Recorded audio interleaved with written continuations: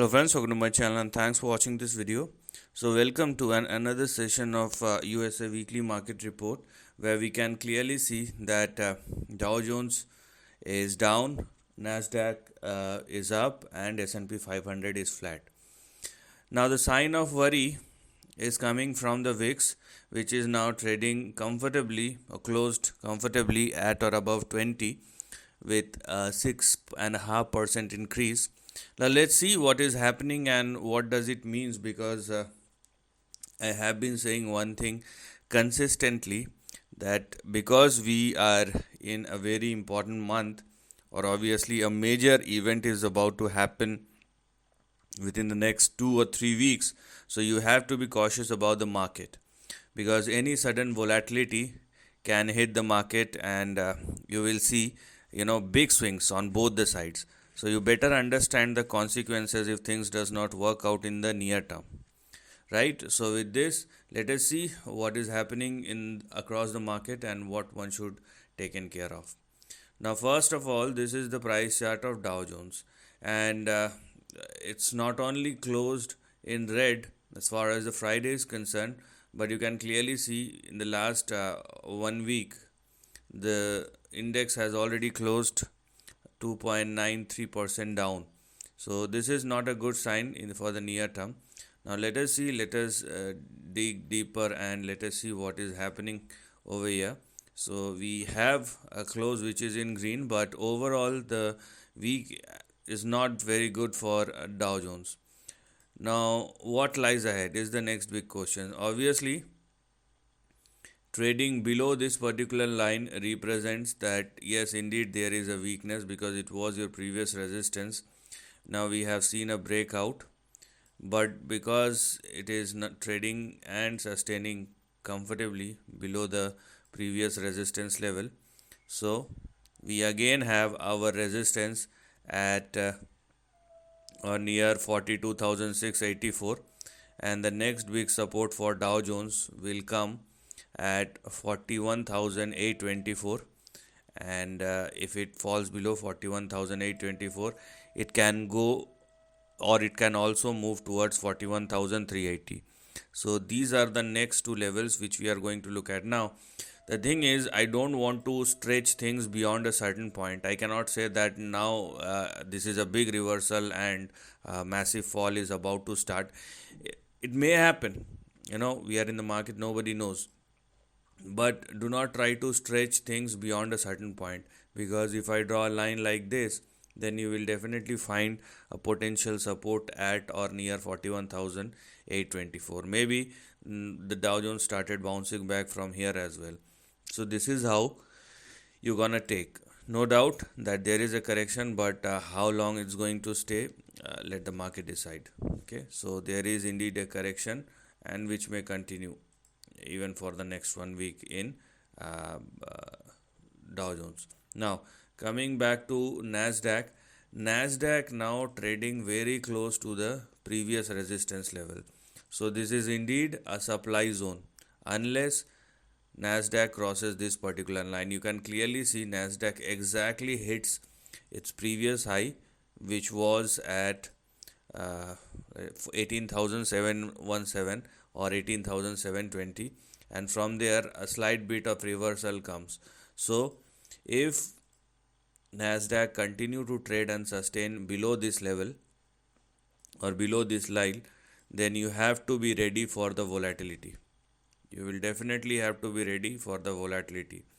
So if you are looking anything bigger in Nasdaq, then let Nasdaq surpass both 18,656 and 18,717. That's the bottom line. For safety purpose, you can use this particular line as far as your near term support or stop loss. So these two lines, okay, consider these as your support at 18,155 and stop loss at 18,056. If it falls below both these levels, then a downside may resume once again. So right now this is indeed in a supply zone, and you have to be very cautious. If you want to go for an upside in Nasdaq, then let it surpass and sustain above 18,720, as simple as that. Now let's talk about S&P 500, and this is the price chart of S&P 500. It looks more like a consolidation rather than a correction, but still both Nasdaq and Dow Jones is not giving very happy signs. So obviously there should be a point of concern over here. Now, as far as S&P 500 is concerned, what one can do when I draw a line like this, we will find a support at or near 5739. So make sure that S&P 500 is not falling below this. Otherwise, you will see downside. There is still some correction left from the current close, because from the current close to the support level, it is like 1.15% correction, which is yet to be seen. But what lies or what happens below 5739 is a question, and that's a big question. Now, let's talk about dollar index. I have been talking about this because there is some dilemma. As you can see, this is the price chart of dollar index, and a spontaneous move, from the lows, and you can clearly see a 4% move, and 4% move is big enough when you are talking about currency. You can clearly see a major jump over here, and I have been talking about this because both dollar index and equity market moving higher is not possible. So now equity market started facing some amount of hit, and that's because dollar index started moving higher.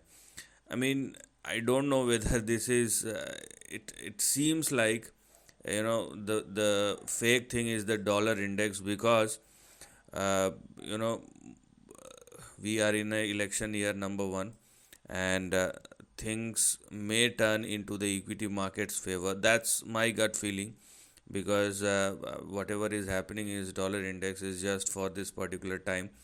There are certain signs of worry, and that's why money will move into the precious metals and the currency, and that's where we have seen that dollar index started moving higher, and equity markets started falling down. But there is a specific range for dollar index where we have 105, 105.98, and 107 as far as the upper end of the range is concerned, and we have 100, we have 100.24, and we have 99 as far as the lower end of the range is concerned. Now, if you play smart, you can play the edges, which means once dollar index hit 107.4, 107.5, you may turn bullish, or you can turn bullish into the equity market, because this is the potential resistance zone, and if it hits this zone, then a downside in dollar index, and simultaneously an upside in equity market may happen. But that is how the chart looks like. Let's see, because any economic uncertainty or geopolitical uncertainty is not visible in the chart. They are sudden spikes, and they will actually damage the trend.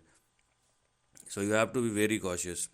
At least I have been saying this, but unless the election is over, and you have to wait one more week after that, okay, to see the reaction. And if you are taking a punt before that or after that, then you have to be very cautious.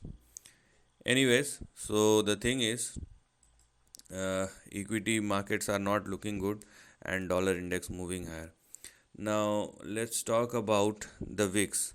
The VIX is now moving higher. Will obviously give you certain signs that you have to be taken care of. And now you can clearly see the positioning of VIX is very interesting, because it looks like it is ready to spike again, and the indicators are saying the same thing. So you have to be very cautious about the market moving forward, because the VIX is indicating a sudden spike is volatility from here on. Okay, now here we are, VIX trading at or above this particular line. It may not look very good because we have lots of noise, but let me try to show it to you. Anyways, you can understand the basic plot over here and the basic range in between which the VIX is indeed moving, and that's why you have to be cautious. So if you are looking at the overall range, we have 17 and we have 16.14, so they are the lower end of the range. And if dollar VIX sustains above 17.3 or more, then we have 48 and 51, which are the upper end of the range, and that's why you have to be very cautious about the move. Okay, let us go to the line chart. So this is what I'm talking about. Okay, a big spike is given and you have to be very cautious about it, because out of all these charts, VIX is something which is indicating that a spike is yet to be seen and it is visible as far as the chart is concerned. So it's better wait and watch, or it's better plan for a long term thing. Okay, you find good stocks, you started averaging those stocks, or you started buying stocks in small quantities over a period of time. That would be a better strategy rather than jumping all in. And avoid trading. If you are not a professional, then it is better to avoid trading, at least for the time being, because the volatility in the market will definitely kills you. So this is the end of the video. Thanks for watching.